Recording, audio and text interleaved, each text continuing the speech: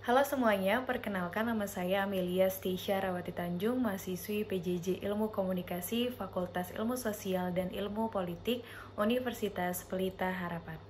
Pada kesempatan kali ini, saya akan melaksanakan tugas ujian akhir semester pengantar ilmu politik. Tugas ini yaitu memberikan gambaran, penjelasan akurat, dan memberikan penilaian terhadap situasi atau peristiwa yang terjadi di Indonesia. Pada kali ini, saya mengambil topik politik ekonomi bisnis yang berjudul Ironi Pulau Obi, menghijaukan kota, namun memerahkan Laut Halmahera. Limbah PT Harita Nikel diduga telah mencemari Laut Pulau Obi, Kabupaten Halmahera Selatan, Maluku Utara. Hal itu disampaikan sejumlah aktivis pemuda Halmahera Selatan yang melakukan demo di kantor perwakilan PT Harita Nikel. Pulau Obi di Halmahera Selatan, Maluku Utara telah terbangun kawasan industri nikel dan membangun pabrik produksi bahan baku baterai kendaraan listrik.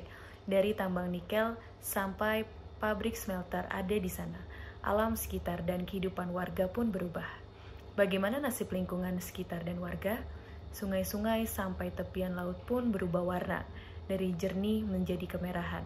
Belum lagi debu memenuhi pemukiman kala musim kemarau. Kehidupan warga pun beralih dari petani dan nelayan menjadi buru-buru di industri tambang.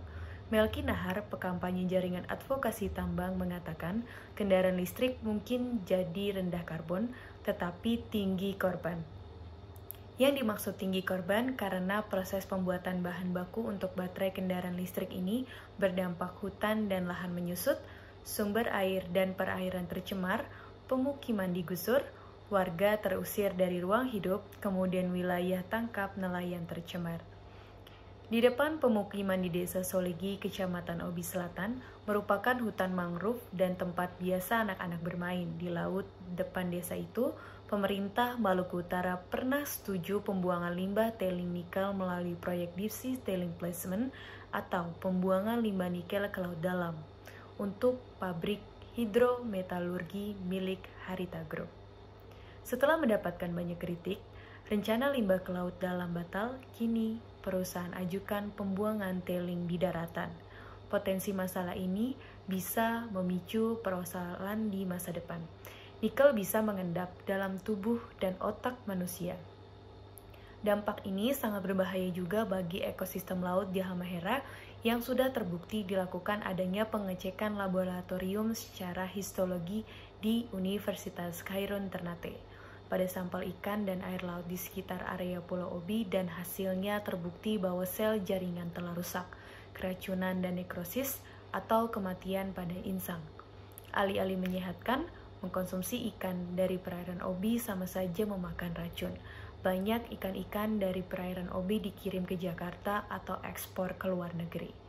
Sungguh sangat ironi bahwa potensi tambang nikel di Indonesia memang memancing banyak investor berinvestasi di Indonesia.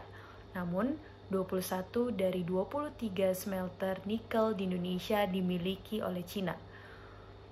Nikel belakangan menjadi sorotan karena kebijakan pemerintah melarang ekspor mineral mentah tersebut untuk meningkatkan nilai tambahnya. Potensi itu juga digaungkan oleh Presiden Joko Widodo dan Menteri Koordinator dan Investasi Luhut Binsar Panjaitan ketika bertemu bos Tesla Elon Musk.